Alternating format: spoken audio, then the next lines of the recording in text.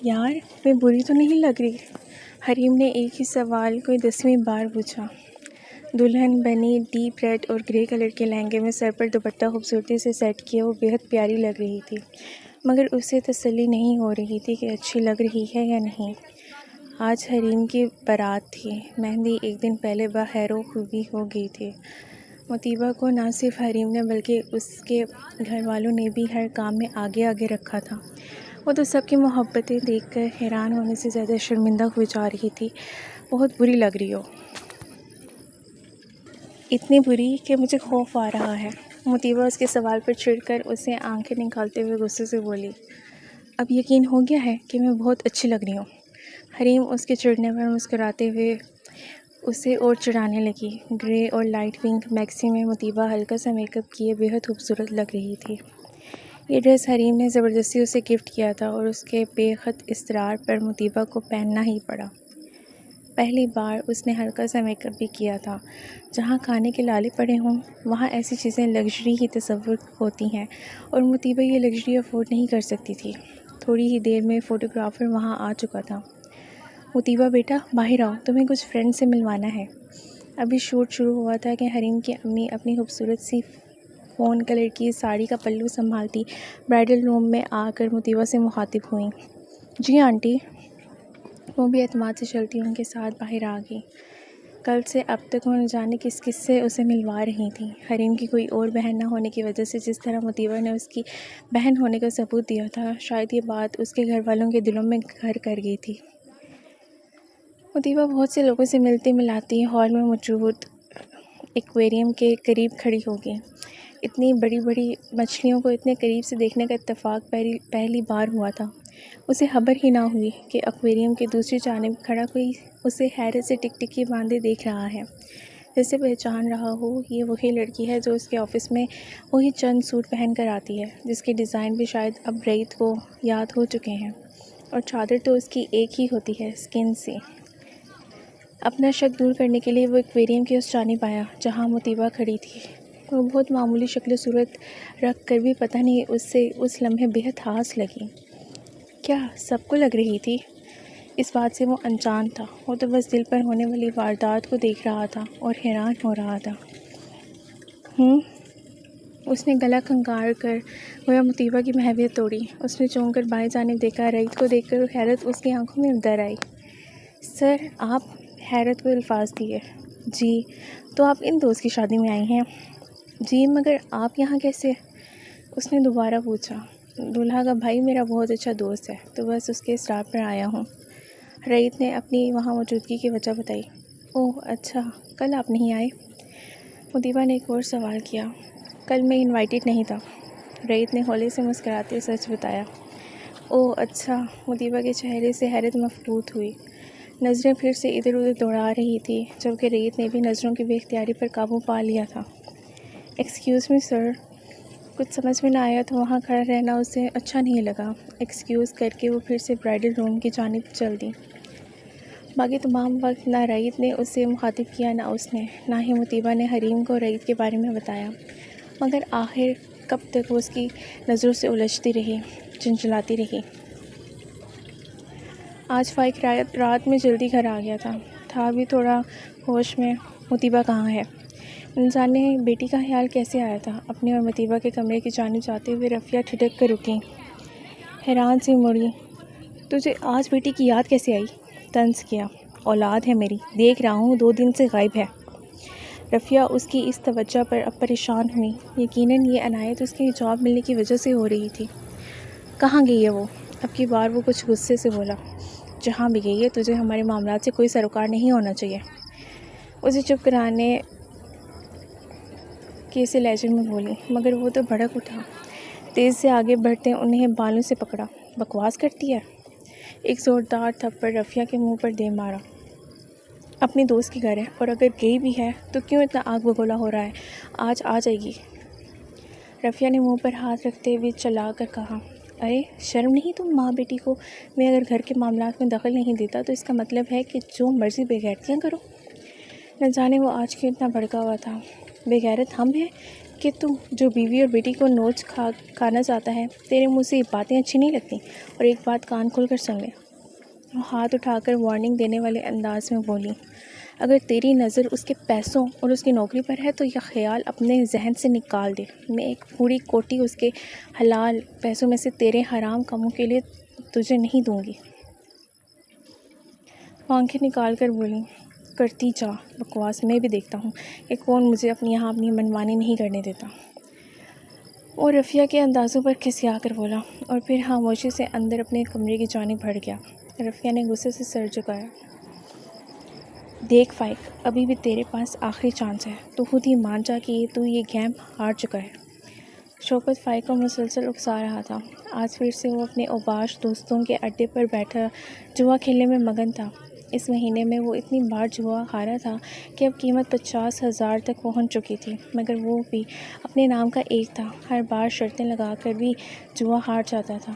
دیکھ، یہ پیسے میں نے بڑی مشکل سے آج اپنی بیوی سے نکلوائے ہیں، تو ان پیسوں کو رہنے دے میرے پاس۔ صبح میں مطیبہ کے آفس جاتے ہی رفیہ کو مار پیٹ کر اس نے 5,000 اس سے نکلوا لیے تھے۔ اگر اب یہ پیسے بھی اس کے پاس نہیں رہتے تو وہ اگلے دنوں میں اپنے لیے نشہ آور ادویات کیسے لیتا، اور ان کے بغیر تو اس کا جسم ٹوٹنے لگتا تھا۔ ٹھیک ہے، میں تمہیں یہ 5,000 بخشتا ہوں اگر تم مجھے میری مطلب کی چیز دے دو۔ شہاب نے اپنی کھردری ٹھوری کو چھو کر آنکھوں میں حباست لیے اس سے پوچھا، میرے پاس ایسا کیا ہے جو میں تمہیں دوں؟ فائق نے مایوس لہجے میں کہا، ہے تو بہت کچھ۔ سگریٹ سلگاتے ہی لمبا سا کش لگا کر اس نے بڑے اطمینان سے دھواں فائق کے منہ پر اڑایا۔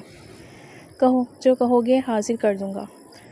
فائق کو اس لمحے اپنے نشے کے آگے کچھ سجائی نہیں دے رہا تھا۔ اپنی بیٹی دے دے اور یہ 5,000 لے لے۔ پیسوں کو اپنی مٹھی میں جکڑتے ہوئے اس نے گویا فائق کو مزید بھڑکایا۔ میری بیٹی؟ وہ چند پل ہکلایا۔ اب دیکھ نا، تو نے اس کی شادی کہیں تو کرنی ہے نا، تو میں کیوں نہیں؟ شریف ہوں اور کیا چاہیے تجھے؟ بھری ہوئی سگریٹ کے نشے میں لال آنکھیں پہلی بار کسی شریف کی دیکھی تھیں۔ فائق چند لمحوں کے لیے سوچ میں پڑ گیا۔ بیوی اور بیٹی اسے ہمیشہ بوجھ لگے تھے، سوائے اس بات کی کہ ان کا کمایا ہوا وہ چھینا چپٹی کر کے اپنے نشے کی لت کو پورا کر لیتا تھا۔ ٹھیک ہے، 5,000 کے عوض آج اس نے واقعی اپنی غیرت بیچ دی تھی۔ آج ہی، اب بھی اور اسی وقت تیرے گھر چلتے ہیں۔ وہ تو جیسے پہلے سے تیار بیٹھا تھا۔ ابھی تو وہ کام پہ گئی ہوگی۔ فائق نے نظریں چرائیں۔ اب کہاں کام کرتی ہے؟ پتہ تو ہوگا، وہیں سے لے آتے ہیں۔ اس کی بے قراری بڑھتی جا رہی تھی۔ نہیں، مجھے نہیں معلوم۔ ہاں، اس کی ماں کو پتہ ہے۔ چلو پھر۔ فائق نشے کا ترسا فوراً مان کر اسے گھر لے گیا تھا۔ اگلے دن وہ معمول کے مطابق آفس آ چکی تھی۔ رئیس نے شادی سے متعلق کوئی بات نہ کی اور نہ اس نے۔ اگر وہ اپنے ہول میں سمٹی ہوئی تھی تو رئیس بھی ویسا ہی تھا، اور یہی بات اسے رئیس کی پسند تھی۔ وہ بے جا بے تکلف نہیں ہوتا تھا، فرینک تھا، مگر بلا وجہ کی بے تکلفیاں بھی نہیں دکھاتا تھا۔ رئیس اس دن شام سے پہلے ہی جا چکا تھا۔ کسی کلائنٹ سے میٹنگ تھی، لہٰذا باقی ورکرز سے پہلے ہی وہ چلا گیا تھا۔ وہ اپنا کام ختم کر چکی تھی۔ 2 دن کی چھٹی کے باعث آج کام کافی زیادہ تھا، اور اس کا ارادہ اسے کل پر لٹکانے کا ہرگز نہیں تھا۔ جس وقت وہ اپنے کیبن سے اٹھی، بس اکا دکا لوگ موجود تھے، زیادہ تر جا چکے تھے۔ بیگ اٹھائے جیسے ہی وہ سیڑھیوں کے قریب پہنچی، ایک انجان نمبر سے فون آنے لگا۔ اگنور کرنے کا سوچا، پھر نہ جانے دل میں کیا سمائی کہ فون پک کر لیا۔ ہیلو۔ فون اٹھاتے ہی وہ اجنبی لہجے میں بولی، ہیلو مطیبہ، میں رفیہ بات کر رہی ہوں۔ فون کی دوسری جانب سے ماں کی خوفزدہ سی آواز آئی۔ پھر وہ چونکی۔ اماں، کیا ہوا؟ مطیبہ، تو نے ابھی گھر نہیں آنا، بلکہ ابھی کچھ عرصہ تو کہیں اور چلی جا، مگر گھر نہ آئیں۔ وہ روتے ہوئے بول رہی تھیں۔ کیا ہو گیا ہے اماں؟ کیسی باتیں کر رہی ہیں؟ اور آپ کہاں ہیں اس وقت؟ ہوا کیا ہے؟ وہ پریشان ہو اٹھی۔ صبح تک تو سب ٹھیک تھا، بس میں کہہ رہی ہوں نا۔ وہ آنسوؤں پر بند باندھ کر اسے جھڑک کر بولی، اماں، میں بس ابھی گھر آ رہی ہوں، آپ پریشان نہ ہوں، آ کر بات کرتے ہیں۔ اس کا بس نہیں چل رہا تھا کہ پڑ لگا کر ماں کے پاس جہاں پہنچے۔ میں تجھے کچھ بکواس کر رہی ہوں، تو نے گھر نہیں جانا، میں نے بھی 7 والوں کے گھر پناہ لی ہوئی ہے۔ تیرا باپ آج جمعے میں تجھے دان کرایا ہے اپنے جواری دوستوں کے آگے۔ اب وہ کتوں کی طرح تیری گونج سونگتے پھرے ہیں۔ تیرے آفس کا پتہ پوچھا، میں نے نہیں بتایا، مجھے مارا پیٹا، میں گھر سے بھاگ کر 7 والوں کے گھر آ گئی۔ اللہ شمیم باجی کا بھلا کرے، انہوں نے مجھے یہاں چھپا لیا ہے، مگر وہ کمینے وہیں گھر پر بیٹھے ہیں تیری طاق لگائے، اس لیے تو نے گھر نہیں جانا۔ وہ چلا اٹھی، پھر پھوٹ پھوٹ کر رو دی۔ اماں! مطیبہ کو لگا اس کی آواز کسی گہرے کنویں میں سے آ رہی ہو۔ یہ دیکھنا رہ گیا تھا، مگر اماں میں کہاں جاؤں؟ وہ بے بسی سے رونے والی ہوگی۔ رات کے سائے پھیل رہے تھے، حریم بھی شادی شدہ تھی، آخر وہ کس کے پاس جاتی؟ یہ کیسی بے بسی در آئی تھی؟ وہ آج اپنے 2 کمروں کے گھر سے بھی بے گھر ہو گئی تھی۔ آفس کے احاطے میں پہنچ کر وہ پریشانی سے ادھر ادھر دیکھنے لگی، سوچنے لگی۔ جو 2-4 ملازم تھے اب وہ بھی جا چکے تھے، صرف چوکیدار بابا کھڑے تھے۔ پورا آفس بھائیں بھائیں کر رہا تھا، تھوڑی دیر میں چوکیدار بھی جانے والا تھا۔ بے بسی عروج پر تھی، وہ کس کے پاس جا کر پناہ کی درخواست کرتی۔ آفس کے احاطے سے باہر نکلی، قدم رکھتی کہیں تھی اور پڑ کہیں رہے تھے۔ شدید گھبراہٹ ہو رہی تھی، کس کو وہ اپنے دکھ میں شریک کرتی، دکھ بھی وہ جو اس کے اپنے باپ نے دیا تھا۔ کیا بیٹیوں کی یہی وقت ہے کہ چند ہزار کے عوض ان کا باپ جو بیٹیوں کے سر کا سایہ ہوتا ہے، وہ سایہ اسے یوں تپتی دھوپ میں لا کھڑا کرے؟ کیا میں اتنی ہی کم مایا ہوں؟ اے اللہ، اس سے بہتر ہے کہ میں مر جاتی۔ اپنے ہی گھر جانے کا خوف مجھے جکڑ رہا ہے۔ اس کالے سیاہ رات میں کیسے سڑکوں پر رات گزاروں؟ اللہ، میں کہاں جاؤں؟ آفس کی دیوار کے ساتھ لگ کر کھڑی ہوتی وہ سسک سسک کر رو رہی تھی۔ وہ یوں بے اختیار کبھی نہیں ہوئی تھی اور نہ ہی یوں کبھی حواس چھوڑے تھے، مگر اس لمحے وہ بالکل اکیلی تھی۔ باپ نے تو اسے کبھی کسی قابل نہیں چھوڑا تھا، اور ماں بھی اس وقت اس کی جان بچانے کی خاطر اسے اکیلا چھوڑ گئی تھی۔ دیوار کے سہارے ہی وہ نیچے بیٹھتی اپنی لاچاری پر بے اختیار رو پڑی۔ چوکیدار گیٹ بند کر کے آگے بڑھا، مگر دیوار کے ساتھ مطیبہ کو گٹھڑی بنا دیکھ کر پریشان ہوتا اس کے قریب آیا۔ وہ بالکل ایسے بے جان منہ گھٹنوں میں دیے بیٹھی تھی جیسے ہوش و خرد سے بیگانہ ہو چکی ہو۔ بیٹا، کیا ہوا ہے؟ ایک شفقت بھرا ہاتھ اس کے سر پر ٹھہرا۔ مطیبہ کی سسکیاں رکیں، سر اٹھا کر سامنے دیکھا تو چوکیدار بابا تھے۔ کبھی کبھی کیسا وقت آتا ہے انسان پر، وہ احساس جو اس کے باپ کو کرنا چاہیے تھا، وہ احساس ایک غیر کے لب و لہجے میں اس کے لیے تھے۔ میں اکیلی رہ گئی بابا، اس پوری دنیا میں اکیلی۔ وہ مطیبہ جو اپنے اندر پلنے والی تکلیفوں تک کو لوگوں پر عیاں نہیں ہونے دیتی تھی، ایک بالکل انجان شخص کے سامنے بکھر گئی تھی۔ کبھی کبھی واقعی غیر کی جانب سے ملنے والے ہمدردی کے 2 بول بھی آپ کو اپنا سب کچھ اس پر ظاہر کر دینے کے لیے بہت ہوتے ہیں، اور مطیبہ کے ساتھ آج یہی ہوا تھا۔ کیا ہو گیا بیٹا، گھر میں سب خیر ہے؟ وہ بیچارے یہی سمجھے کہ شاید گھر میں کوئی فوتگی نہ ہوگی ہو۔ گھر؟ مطیبہ نے بے تاثر نظروں سے انہیں دیکھا۔ اس گھر نے ہی تو آج اسے بے گھر کر دیا تھا۔ میرا کوئی گھر نہیں ہے بابا، میں کہاں جاؤں؟ اپنے گھٹنوں کے گرد بازو باندھتے وحشت سے ادھر ادھر دیکھتے وہ انہیں اپنے حواسوں میں نہیں لگی۔ بیٹا، آپ یہاں سے اٹھو، میرا گھر قریب ہی ہے، آپ وہاں چلو۔ ایسے راستے میں بیٹھ کر بات کرنا مناسب نہیں، میری بیوی اور بیٹی گھر میں موجود ہیں، آپ چلو، میں آپ کو ان سے ملواتا ہوں۔ شمس نے اسے بازو سے پکڑ کر اٹھایا، وہ بھی بے جان مورتی کی طرح اٹھ گئی۔ اب ان پر اعتبار کرنے کے سوا اس کے پاس کوئی چارہ نہیں تھا۔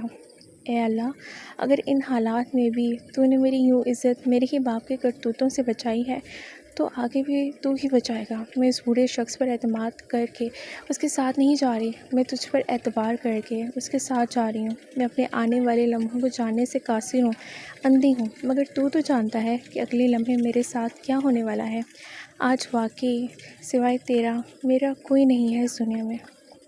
ماں بے قصور ہے تو باپ قصوروار، اور اس کے علاوہ کوئی اور رشتہ نہیں جس کے پاس خود کو چھپا لوں، مگر تو سب سے بڑا رشتہ ہے نا، ہم انسانوں کے لیے تو ہی مجھے بچائے گا۔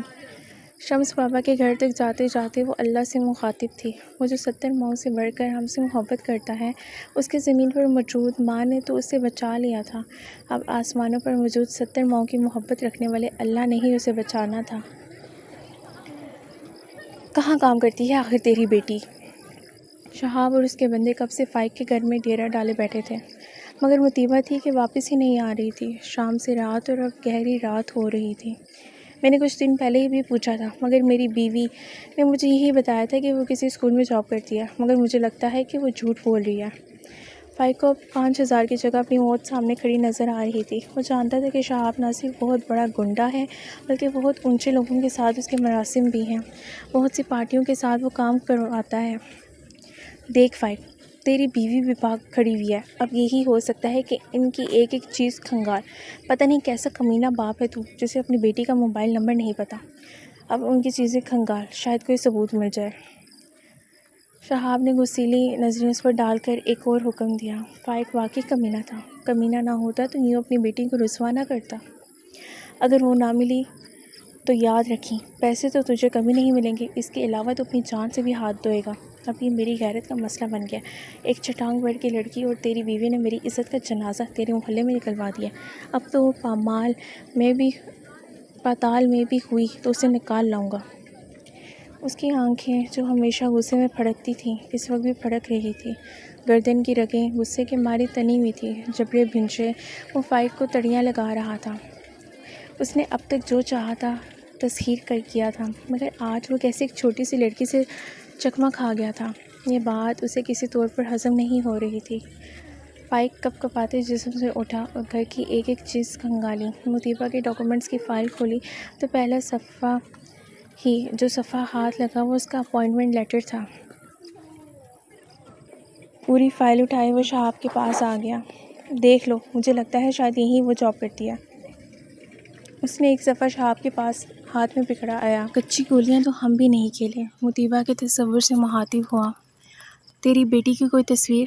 ہاں، اس فائل میں پاسپورٹ سائز تصویریں ہیں اس کی۔ فائق نے جلدی سے اسی فائل میں ہاتھ ڈال کر ایک لفافہ نکالا جس میں مطیبہ کی حالیہ تصویریں تھیں۔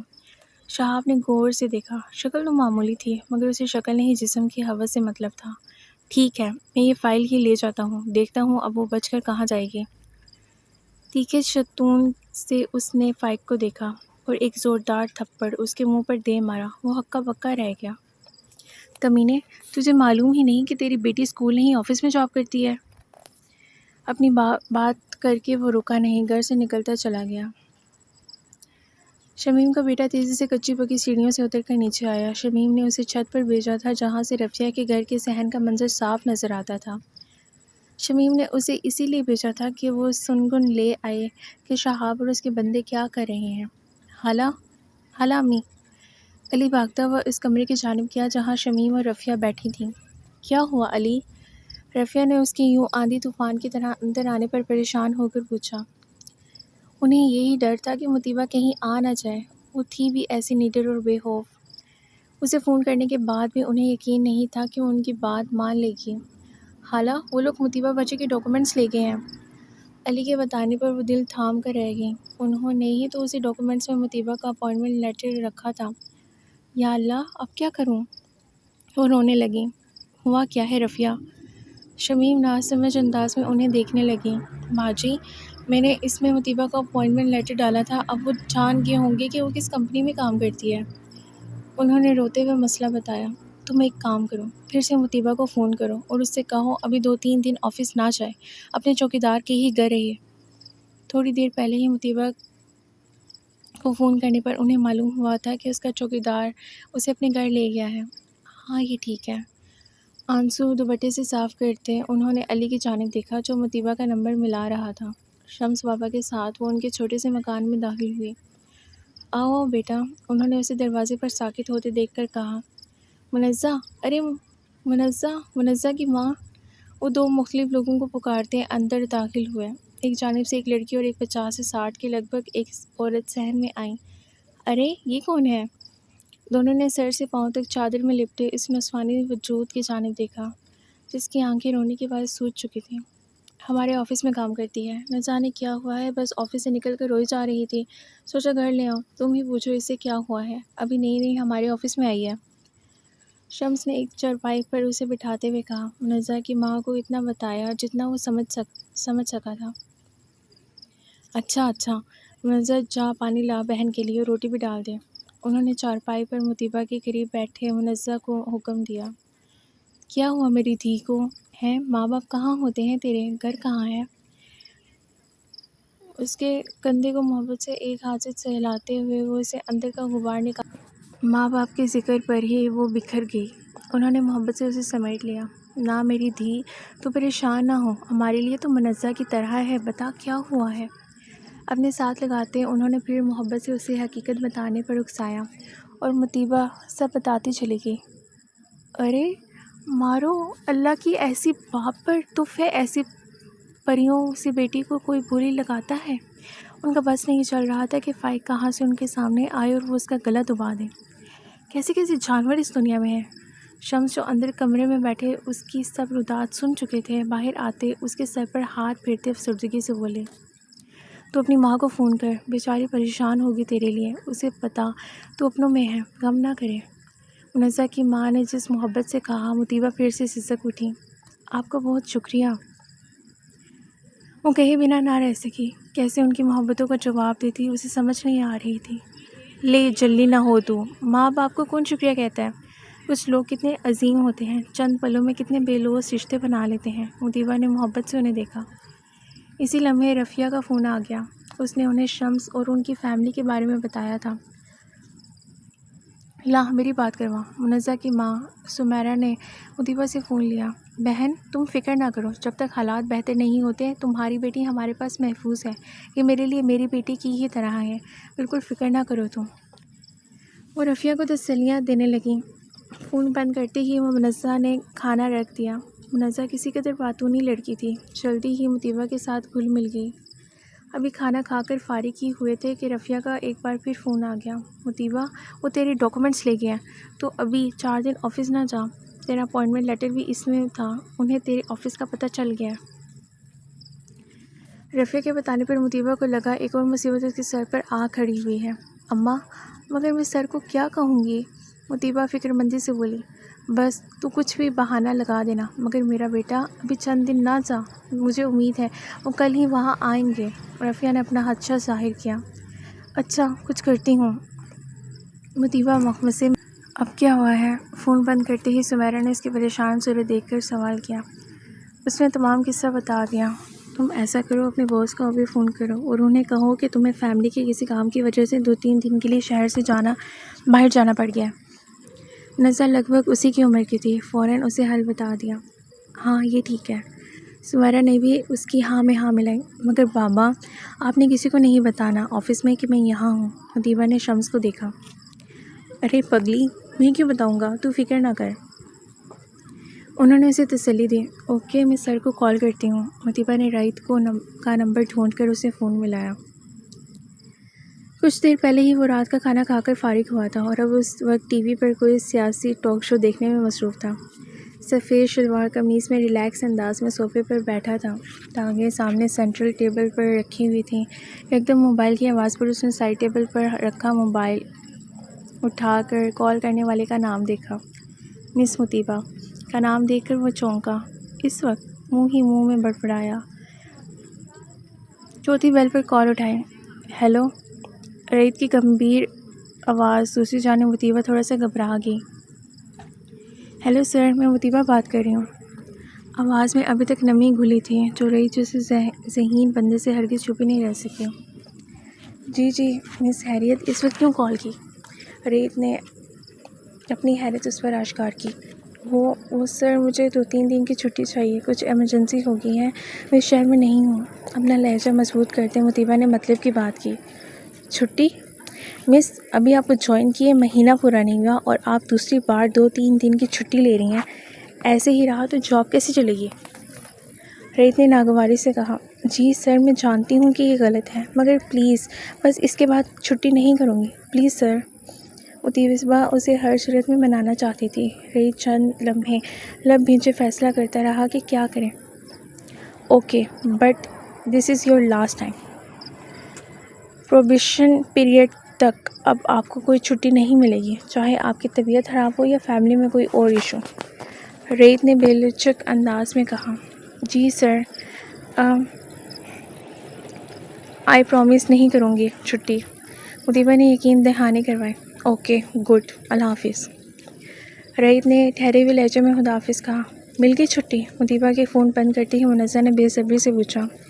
ہاں مگر بہت غصے میں تھے، مطیبہ نے منہ لٹکا کر کہا۔ کوئی بات نہیں، مگر یہ سب ضروری تھا۔ سمیرہ نے اسے تسلی دی۔ چلو اب लेटो तुम दोनों को हदायत करती वो उठ खड़ी हैं। मुनज़्ज़ा के कमरे में एक इजाफी चारपाई थी। मुनज़्ज़ा ने उस पर बिस्तर बिछाकर वो मुतीबा को लेटने के लिए दे दी, मगर नींद किसी को आनी थी। मुतीबा ने पहले नमाज़ पढ़कर शुक्राने के नफल अदा किए। जिस अल्लाह ने उसकी इज़्ज़त बचाई थी उसका शुक्रिया तो मुतीबा पर वाजिब था ना। ये हंगामा कैसा हो रहा है? रेत थोड़ी देर पहले ही ऑफ़िस पहुंचा था। जवाद को बुलाकर मुतीबा का काम हैंड ओवर किया। अभी 2-3 दिन तक वो नहीं आएंगी। तुम किसी और से उनका ये काम करवा कर मुझे आज वापसी से पहले रिपोर्ट करना। ऐश ग्रे कलर के सूट के बटन खोलकर अपनी सीट पर बैठते हुए उसने जवाद को हिदायत दी। जी सर। जवाद के मुंह में एक सवाल आते आते रह गया। वो शुरू से रईद के साथ काम कर रहा था। उसने पहली बार रईद को किसी को इतनी छूट देते हुए देखा था। नहीं तो जो कोई भी होता अगर यूँ पहले महीने छुट्टियाँ करता तो रईद उसे कभी नहीं बख्शता था। जवाद ये भी जानता था कि दिल फेंक बंदा वो हरगिज़ नहीं था, और ना ही मुतीबा कोई परिवश चेहरा वाली लड़की थी। उससे ज़्यादा खूबसूरत लड़कियों के साथ रईद काम करता रहा था, मगर वो किसी को मामूली सी छूट भी कभी नहीं देता था। तो फिर मुतीबा में ऐसे कौन से सुराग के पड़ लगे थे कि रईद उसकी गैर जिम्मेदाराना तरबियत बर्दाश्त कर रहा था। मगर ये सब जवाद सिर्फ सोच सकता था, कहने की हिम्मत नहीं थी। अभी रईद ने काम शुरू किया था कि बाहर उसे किसी के ऊंचा ऊंचा बोलने की आवाज़ आई। उसने फ़ौरन मरियम की एक्सटेंशन डायल की। हेलो सर, मरियम अलर्ट अंदाज में बोली। ये बाहर इतना शोर क्यों है? उसके लहजे से नागवारी ज़ाहिर हो रही थी। सर, वो मुतीबा के कोई रिश्तेदार आए हैं और वो बदतमीज़ी कर रहे हैं।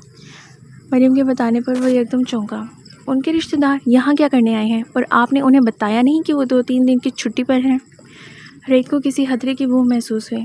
जी सर, मैंने बताया है, मगर वो बाज़िद हैं कि आपसे मिलना है।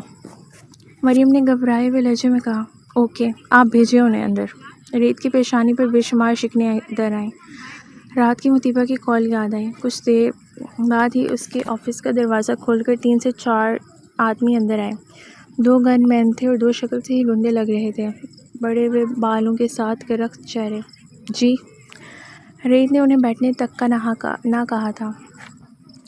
सपाट चेहरा लिए वो अपनी कुर्सी पर आरामदेह अंदाज में बैठा उन्हें ऐसे देख रहा था जैसे बामुश्किल उनकी मौजूदगी अपने ऑफिस में बर्दाश्त कर रहा हो।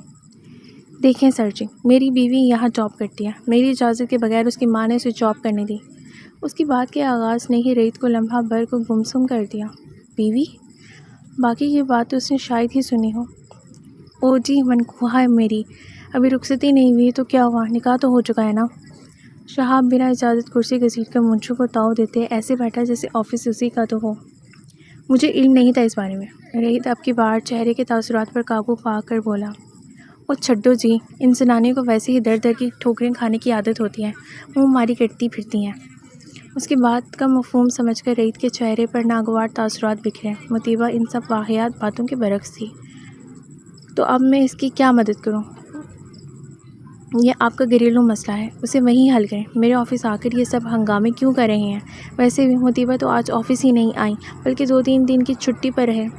रईद कुर्सी सीधी करके टेबल पर बाजू जमाते संजीदगी से बोला। कमीनी। शहाब के मुंह से गाली निकली। Excuse me. रईद ने किसी कदर तीखी नज़रों से उसे देखा। अरे ओ बॉस, अगर वो घर होती तो यहाँ तुम्हारे ऑफिस जूतियाँ चटखाने क्यों आता? बहुत ही बदतहजीबी तो क्या बदतमीज़ी का मुजाहरा करते हुए वो रईद से मुखातिब हुआ। रईद के चेहरे पर फैलती नागवारी बदतरीज गुस्से की शक्ल इख्तियार कर रही थी। शहाब थोड़ा धीमा पड़ा। देखें सर जी, आप इस मामले से दूर रहें। उसकी माँ के साथ मिलकर अगर आपने कोई साजिश की है तो फिर मुझे भी घी टेढ़ी उंगलियों से निकालना आता है। आपके ऑफिस की ईंट से ईंट बचा दूँगा। वो गरज कर बोला। शहाब को समझ नहीं आ रही थी कि आखिर वो 2 टके की लड़की बकौल उसके गई तो गई कहाँ। उसे रईद का पुरसुकून अंदाज भी खटक रहा था। ओ मिस्टर, ये धमकियाँ किसी और को देना अपने घर के मामलात बीच चौराहे में निपटाने से बेहतर है कि घर में निपटाएं। और वो कहाँ है कहाँ नहीं, मुझे इससे कोई सरोकार नहीं। वो मेरे यहाँ काम करती हैं, मैं उनके यहाँ नहीं कि यहाँ पर लेता फिरूँ। शहाब के अंदाज देखकर रईद का पुरसुकून अंदाज आखिर शोले बरसाने लगा। बहुत सीन ली आपकी बकवास, निकले यहाँ से। रईद ने कोई भी लगी लिपटी रखे बिना उसकी ठीक ठाक तवाज़ो की। इसी लम्हे शहाब के गन मैन्स ने रईद पर गन्स तानी। बस दिखा लिया करतब, निकलो यहाँ से, इससे पहले कि मैं किसी बड़े को फ़ोन करवा कर तुम लोगों को लॉकअप की हवा लगवाऊँ। ریت کا لہجہ پھر سے ٹھنڈا ٹھار ہو چکا تھا، مگر لہجے کا سرد پن شہاب کو تیش دلا گیا۔ تم سے تو میں نپٹ لوں گا۔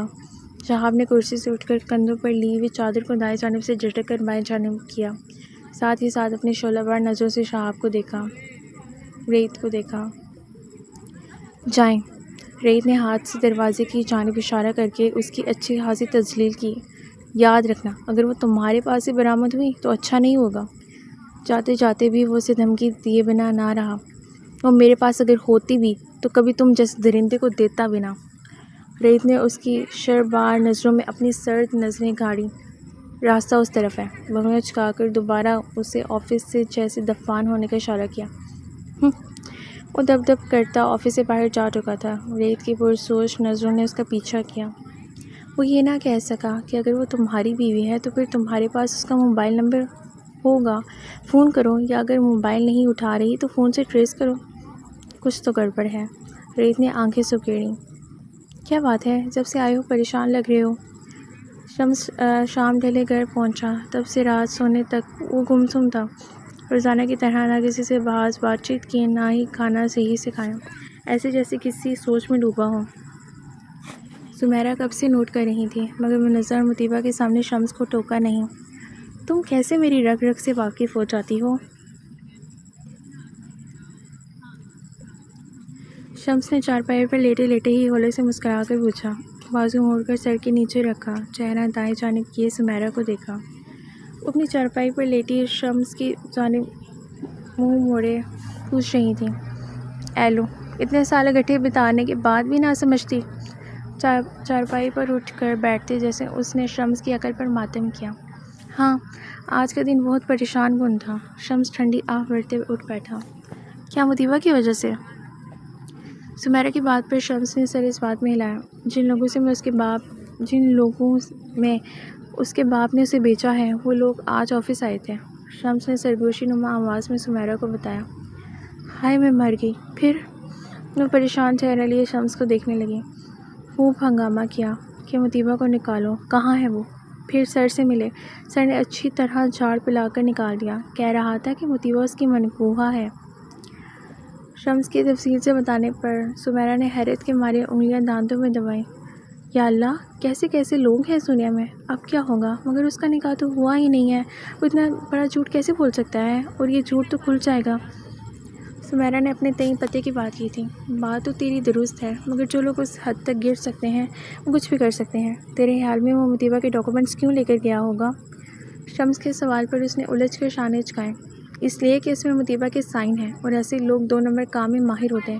اس نے جعلی نکاح نامہ بنوا کر مطیبہ کے سائن کسی سے بھی کاپی کروا کر دیے ہوں گے، ورنہ اتنے وثوق سے وہ یہ بات نہیں کر سکتا۔ شمس کی بات پر دل تھام کر رہ گئی۔ میرے اللہ، لوگ کس قدر شیطانی دماغ والے ہوتے ہیں۔ بھلا بتاؤ، بچے نے کیا قصور کر دیا جو یوں پیچھے پڑ گئے؟ بس ایسے لوگوں کے دماغ کا ہم کچھ نہیں کر سکتے۔ مجھے جو اصل پریشانی ہے وہ یہ ہے کہ اگر اس کے پاس مطیبہ کا فون نمبر ہوا تو اسے ٹریس کر کے کہیں یہاں تک نہ پہنچ جائے۔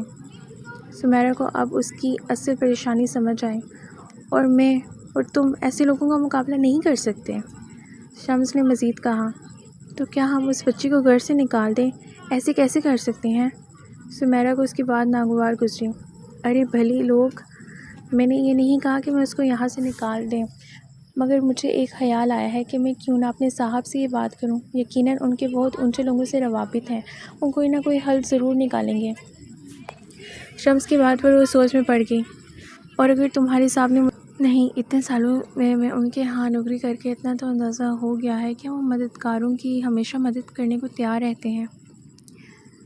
شمس کے یقین بھرے انداز پر بھی سمیرہ شش و پنج میں تھی۔ چلو پھر اللہ کا نام لے کر کل بتا دو، میں بھی اللہ سے دعا مانگوں گی کہ اس بچے کے حق میں جو بہتر ہے وہ کر دے۔ سمیرہ ٹھنڈی سانس بھر کر لیٹ گئی۔ شمس بھی دل میں تہیہ کر کے لیٹ گیا۔ میں ایسے نہیں چھوڑوں گا اسے۔ شہاب واپس آ کر غصے سے ادھر سے ادھر پھرتے ہوئے بڑبڑا رہا تھا۔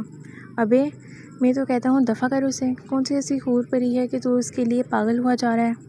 اس کے دوست نے اس کے کندھے پر ہاتھ رکھ کر اسے سمجھانا چاہا۔ ارے ہٹ، مجھے چہروں سے کوئی سروکار نہیں ہے، مگر مجھے جو چیز تیش چلا رہی ہے وہ ناکامی ہے۔ میں کبھی کسی کو حاصل کرنے میں ناکام نہیں ہوا، تو اس غربت کی ماری نے مجھے کیسے اتنا بڑا دھچکا دے دیا؟ دوست کا ہاتھ کندھے سے بری طرح ہٹاتے، ایک ہاتھ کا مکہ دوسرے پر مارتے اس نے دانت کچکچائے۔ اور اس کا باس دیکھنا، وہ کیسے مجھے آنکھیں دکھا رہا تھا۔ میری دہشت سے لوگ کانپتے ہیں، منٹ میں اڑا کر رکھ دوں میں ایسوں کو، مگر وہ مجھے لاک اپ میں بند کروائے گا۔ شہاب کا غصہ رعیت کی باتوں سے کسی طور بھی کم نہیں ہو رہا تھا۔ یار، میں صرف اتنا کہوں گا کہ یہ اتنی بڑی بات نہیں ہے کہ تو اس کے پیچھے پڑ جائے۔ ہاں، مگر ایک بات تجھے ضرور باور کرواتا چلوں۔ رستم کے خاموش ہوتے ہی شہاب نے سوالیہ نظروں سے اسے دیکھا۔ جب انسان کی کم بختی آئی ہو نا، تو ایسی ہی چھوٹی باتیں وجہ بنتی ہیں۔ اس کی بات پر شہاب طیش میں آ کر اس پر ہاتھ اٹھانے ہی والا تھا کہ اس کا ہاتھ ہوا میں معلق رہ گیا۔ زبان سنبھال کر بات کر، وہ رستم پر آنکھیں نکال کر بولا، اور تو اپنا دماغ سنبھال کر۔ استہزائیہ مسکراہٹ اس پر اچھالتا ہوا شہاب کے اڈے سے باہر نکل گیا۔